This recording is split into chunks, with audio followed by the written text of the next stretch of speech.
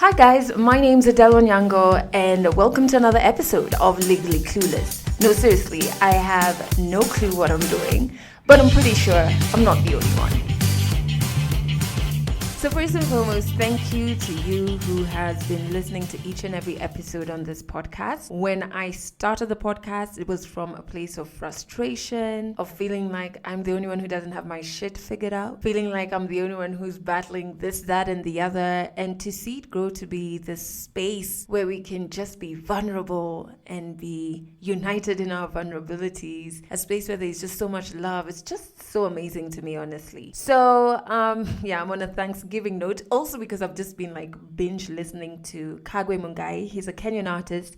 His debut album is out. It's called Spectrum, and one of the songs is called Ogopa Mungu, and he did this viral video for it where he was asking people what they're thankful for. So yeah, that kind of put me in this mood. But still on with the thanks, big shout out to Kolekile, who was our guest in the last episode. It's just such a ball of such good energy, right? And to everybody who listened and shared their feedback, thanks. But I realized I didn't even tell you about my Ethiopia trip.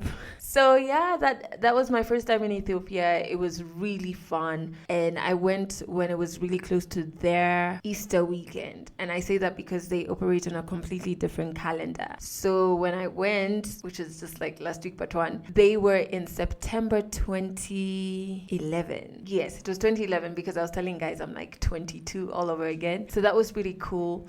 I didn't try any of their food because the first time I went to an Ethiopian restaurant here in Nairobi, I got really bad food poisoning. So I was just scarred for life. I was just living on fries, pizza, and pasta while I was in Ethiopia. But yeah, I had a really good time. I went out on one of the nights. Ethiopians really love hip hop, which was quite interesting to find out because I'm a music person. So it was quite interesting to find out. But I really made use of the Translate app because most people in Ethiopia speak Amharic and not English. And your girl knows no Amharic.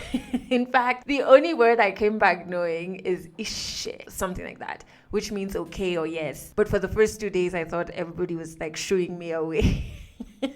But it was a really fun trip. But I have to go back and like do touristy things so I can come back with better stories for you. While I was in Ethiopia, so I went on Tuesday morning, and the Monday night before I was with my friend, and her dad was in hospital, so we were all at the hospital keeping her company until like about 11 p.m. And then when I went on Tuesday morning to Ethiopia, Tuesday 5 p.m. we got the news that unfortunately he had passed away. So I started journaling because I travel with a notebook. Journaling just helps reduce the chaos in my mind. So just try and understand where my mind was and what emotions had been triggered. Because every time someone close to me loses someone, it has this weird ripple effect on me, which is so strange. And then half the time, I'm trying to understand this ripple effect, trying to be there for the person, and not being able to articulate what this death has brought up in me. So it took me back to the first time someone close to me lost someone, and that was Val, who was on the podcast a couple of episodes ago, my best friend of over like 15 years. And I remember being at the funeral mass for her mom, really like telling myself to hold it together,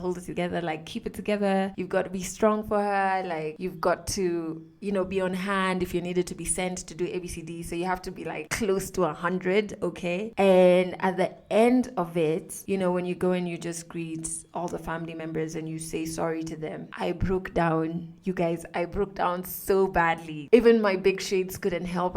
Oh my God, I still remember I broke down so badly. And I remember getting to Val, and honestly, my best friend is just amazing. She told me, "What are you crying about?" And I was so in between, like bawling my eyes out and just smiling and trying to hold it together to her. But I still remember that moment and just being like, "What the hell is happening?"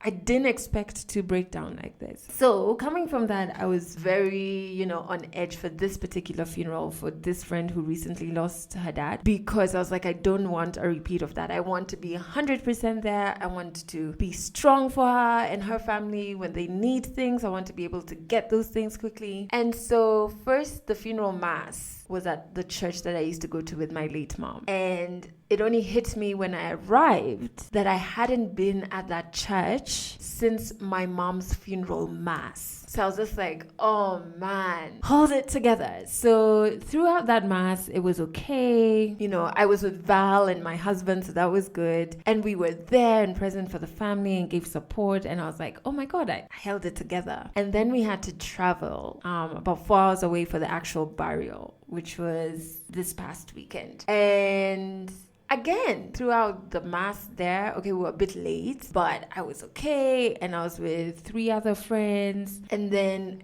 you know, after the mass, you walk a short distance to where the burial is going to take place. And, you know, I'm holding it together. In fact, one of my other friends who cries very easily was already crying. And so I was comforting her and like, I was holding it all together. At least I thought. But I could feel a bit weak in my legs. I can't even explain it to you guys. Like, I could feel a bit like weak. So I was like, I had breakfast, or what is it, like my energy levels? What's happening? Then the time came for us the family put their wreaths, and we then had to put our flowers on the grave. And there was a nice usher just giving out flowers to everybody. And I told a friend of mine, I don't think I can get close to the grave. I don't know. I was like, I can't get close to the grave. But then I was like, I've come this far and I've been okay, so I have to get close to there because that's where my friend was. And you know, we wanted to hold her hand, we wanted to be in the moment with her, and she's just lost her dad. So I went and I put my rose in and, you know, comforted my friend. Then we stood near the grave, and I could just feel like this ticking time bomb inside of me. And then somebody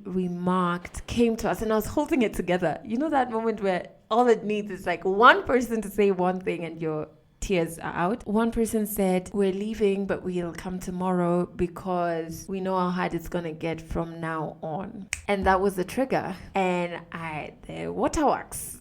I just started crying. But this one was a bit different from like Val's mom's funeral because I knew exactly why I was crying. And maybe time has made me more in touch with my emotions, and I can figure out now where exactly they're coming from. And so I was crying because this friend of mine who I love was going to be going through something so difficult for the rest of her life. I knew that it was not going to end here. I was crying because I knew how heavy and difficult and emotionally draining this journey is, and that it only begins after that. And I felt so bad. And you know, Val and I are always talking about how we would never wish the death of a loved one on even our greatest enemies. And it's so true. Like, I would not wish it on anyone. And so that's where I'm very aware that's where my tears were coming from. Just knowing that here I am, 7 years after burying my mom, and still those emotions pop up and just F me over, and just being like, man, it doesn't get easier. It just is very different.